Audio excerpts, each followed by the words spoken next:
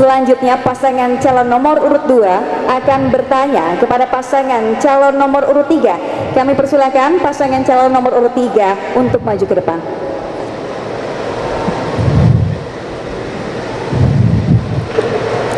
Baik, untuk itu kami persilakan kepada pasangan calon nomor urut 2 untuk bertanya kepada pasangan calon nomor urut 3. Waktu Anda 1 menit dimulai dari Anda berbicara. Silakan. Baik, terima kasih. Kita harus berbicara pendidikan lebih banyak, karena pendidikan inilah adalah modal masa depan anak-anak kita.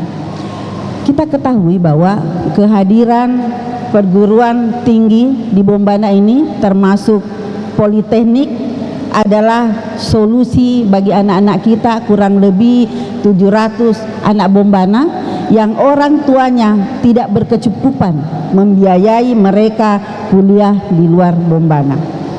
Kemudian angka partisipasi murni untuk tingkat perguruan tinggi tahun 2022 adalah 12,32%. Dan untuk meningkatkan indikator tersebut, pemerintah Bombana bersama pimpinan DPRD pada saat itu menandatangani MOU dukungan peralatan praktikum Politeknik Bombana tahun 2023 senilai 2 miliar. Bagaimana tanggapan Bapak tentang hal ini? Ya, baik, terima kasih. Kita akan dengarkan jawaban dari pasangan calon nomor urut 3 untuk menjawab. Waktu Anda 2 menit dimulai dari Anda berbicara. Silakan. Oke, terima kasih.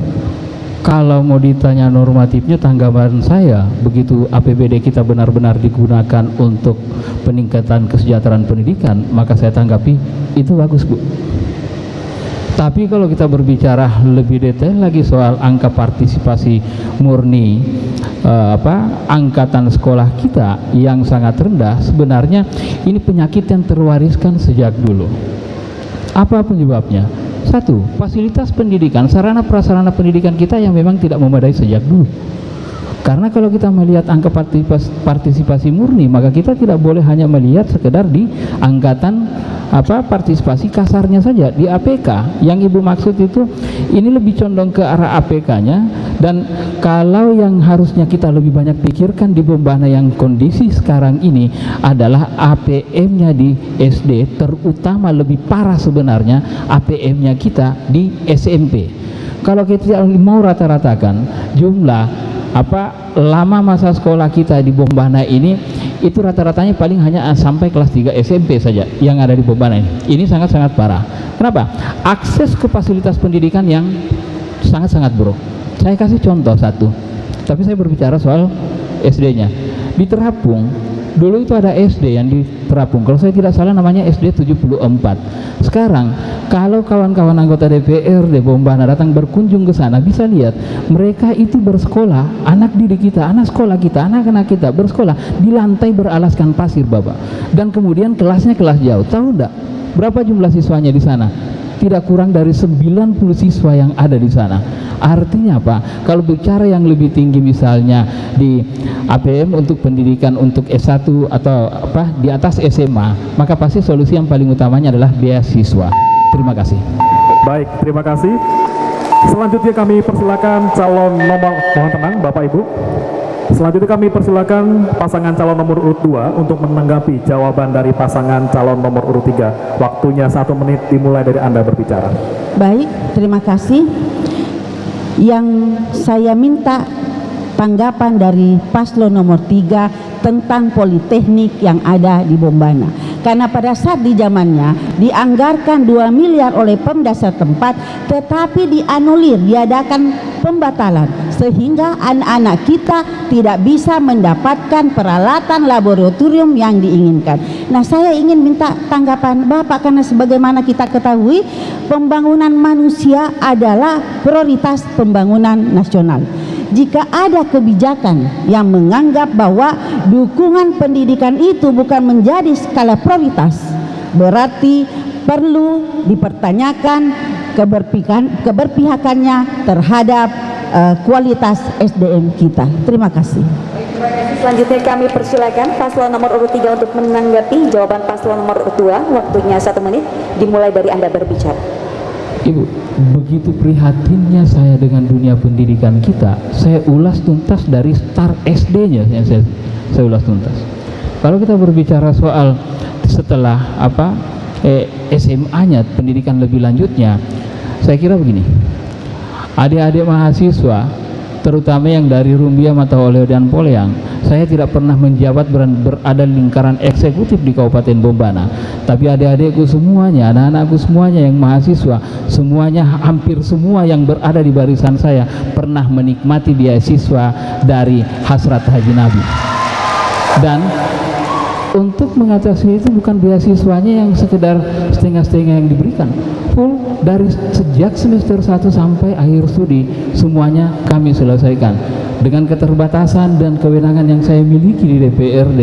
Lewat pokok pikiran saya, semuanya kami tuntaskan yang itu. Saya kira saya sepakat kalau kemudian ada yang tidak prihatin dengan pendidikan kita, Bu, maka kita pertanyakan Waktu Anda habis, Bapak. Terima kasih banyak. Dan kini kami silakan untuk pasangan calon nomor urut 3 bertanya kepada pasangan calon nomor urut 2. Waktu Anda 1 menit dimulai dari Anda berbicara. Terima kasih.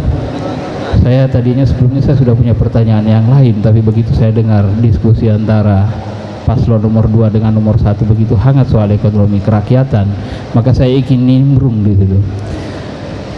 Izin Bu, saya bertanya lagi jika diperkenankan. Di Bombana ini bisnis minimarket modern itu sudah boleh dikata menjamur di Bombana. Berbicara soal ekonomi kerakyatan, kehadiran minimarket modern ini sangat mengancam keberlangsungan pengusaha pedagang-pedagang kecil kita. Korbannya ini banyak, sebagian besar sudah ada yang tutup, yang tokonya besar kemudian ngeluhnya omsetnya turun. Saya bersama dengan Pak Rifai Gunawas, Bu, jika jadi Bupati Bombana, saya akan evaluasi dan kemungkinan besar akan mencabut izinnya mereka. Nah, saya ingin mendengar pandangan Ibu dengan Bapak, apakah solusi yang akan diberikan terkait soal itu? Bisakah dicabut juga? Terima kasih Bapak. Kami persilakan pasangan calon nomor urut 2 untuk menjawab. Waktunya 2 menit dimulai dari Anda berbicara. Terima kasih Paslon 3, bahwa segala sesuatu yang sudah ada itu mungkin tidak bisa kita anulir sampai batas waktu yang ditentukan. Tetapi ada solusi yang akan kita berikan, bahwa mungkin kita membuat suatu aplikasi untuk bagaimana para masyarakat Bombana ada jumlah nominal tertentu untuk membelanjakan, atau ada hari tertentu untuk membelanjakan produk yang dia inginkan di luar daripada waralaba ini. Saya pikir itu kita harus mencari solusi, karena seingat saya pada saat COVID ada beberapa daerah yang menggunakan sistem aplikasi untuk pembelanjaan secara online, dan ini bisa membantu masyarakat kita yang bukan dari waralaba. Mungkin ditambahkan, Pak. Terima kasih. Yang pertama terkait Indomaret, Alfamaret, itu yang pertama kita harus bandingkan. Sesungguhnya harga, contoh kita ini bahan-bahan yang ada di Indomaret dan di toko-toko masyarakat kita yang ada di Bombana itu lebih murah yang ada di toko-toko. Hanya bedanya tentang promosi dan pelayanan. Kenapa tidak kita mengajak untuk masyarakat kita, ayo mari kita ikuti model mereka, kita sadur model mereka, karena keunggulan kita di harga sesungguhnya. Yang kedua, model pelayanan, karena hanya selamat malam Pak, ada yang bisa kami bantu, itu aja model perbedaannya. Tapi yang kedua yang paling penting menurut saya adalah bagaimana tentang yang mau dianulir tentang perizinan. Kalau saat ini pasca undang-undang cipta kerja itu perizinan di OSS semua Bapak, jadi kita tidak bisa anulir karena itu sudah menurut baik. Waktunya habis Bapak. Terima kasih Bapak. Kini waktunya pasangan calon nomor urut 3 untuk menanggapi. Waktunya 1 menit dimulai dari Anda berbicara. Oke, terima kasih. Makanya tadi saya sampaikan, sebenarnya pertanyaan yang saya simpan di awal itu bukan yang ini.